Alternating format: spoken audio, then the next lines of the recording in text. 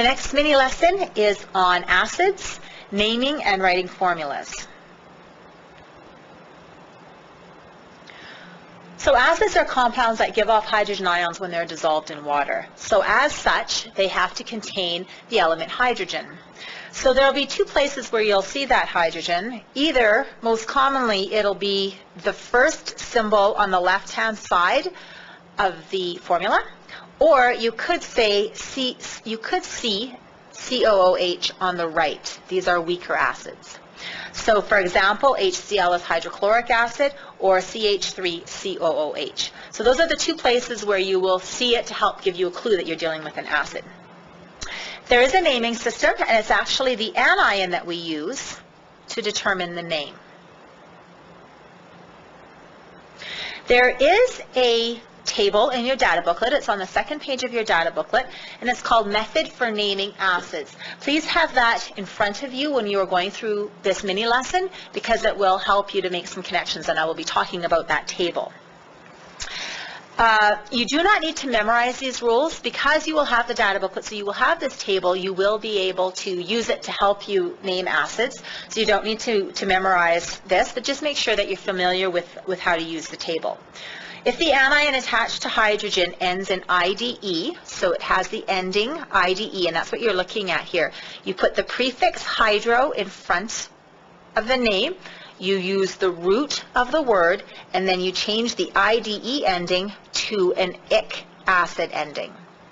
So for example, if we had HCl, you look at the anion, which is Cl, it is chloride. Chloride ends in IDE.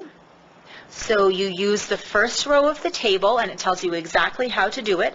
And so it becomes hydro as the first part, then the root of the name, which is chlor, and then ic acid. Another example, H2S. So you look at the anion, which is sulfide. Sulfide ends in IDE. So you would use the first row of your table, and in the table it tells you exactly how to do it. Again, hydro is the first part of the name of the acid. Then you use the root of the word, and then ic acid at the end. So it's hydrosulfuric acid. That is the first example, okay? Second is that the acid could end in, or the anion I should say, could end in ATE, or it could end in ITE. If it ends in ATE, the acid becomes ic acid. So for example, if you had HNO3, NO3 on your polyatomic ion table is nitrate. Nitrate ends in ATE. So when we go to name it, it becomes nitric acid. You don't use hydro in front. That's only for when you're naming acid where the anion ends in IDE. If it names in ATE, you don't put the hydro in front. You just name it as nitric acid. And you can look in the second row of your table, and it gives you, shows you how to do that, and it gives you an example. The example they give you is H3PO4, which is hydrogen phosphate. Phosphate ends in ATE, so when you go to name it as an acid, it becomes phosphoric acid. Okay, so that is the second example. The third type of acid is something that has an ITE ending. When you go to name it as an acid, it becomes us acid. So for example, if you had HNO2, again, you look at the anion, NO2 is nitrite.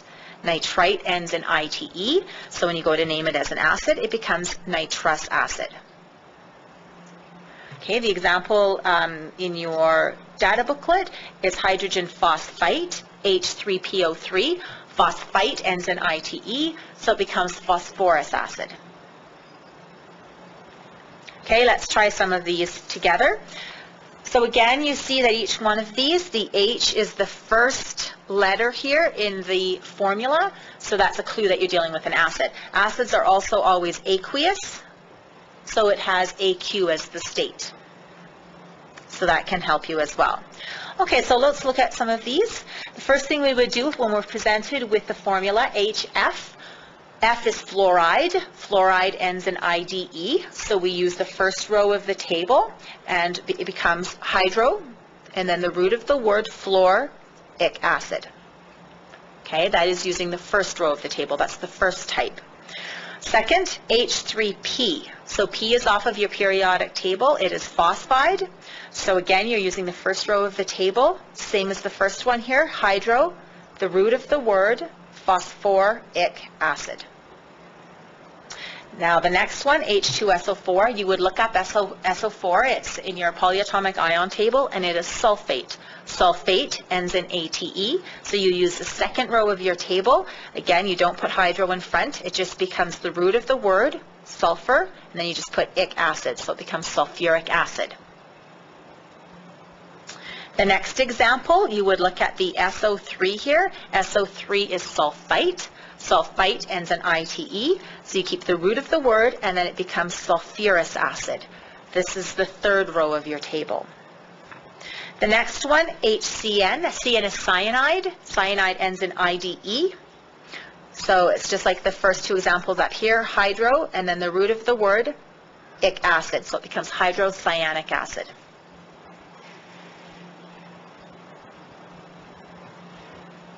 If you are not understanding how to do this, be sure and see a teacher and we can explain it to you as well.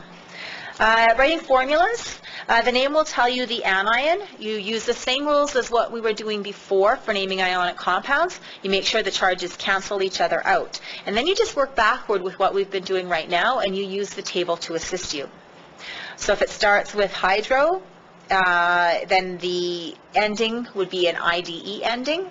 If there's no hydro, it's a polyatomic ion. An ic ending comes from ATE, and an OUS ending comes from the anion having an ITE ending. So let's try some examples together.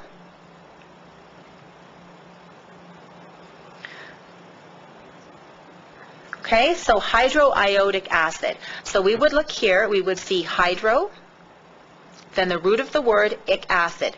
We would go to our data booklet, and that would be from the first row of the table, which means that when it was named as an ion, it had to have an IDE ending. Okay, so it becomes hydrogen iodide, so HI. Okay. The next one, acetic acid, there's no hydro in front of it, so it's just acetic acid.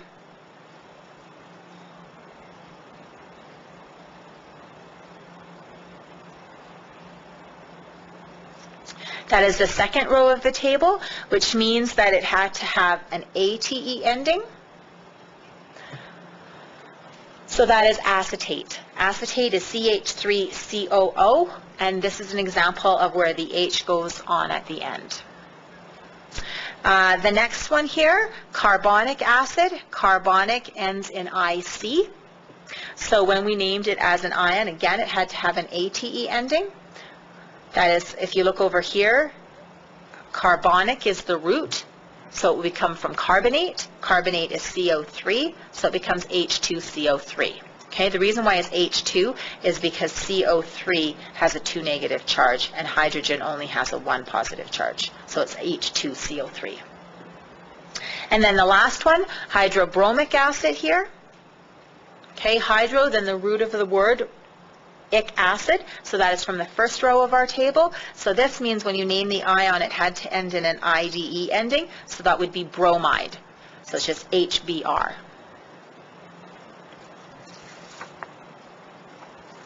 If you're having trouble with this, please make sure that you see a teacher for help.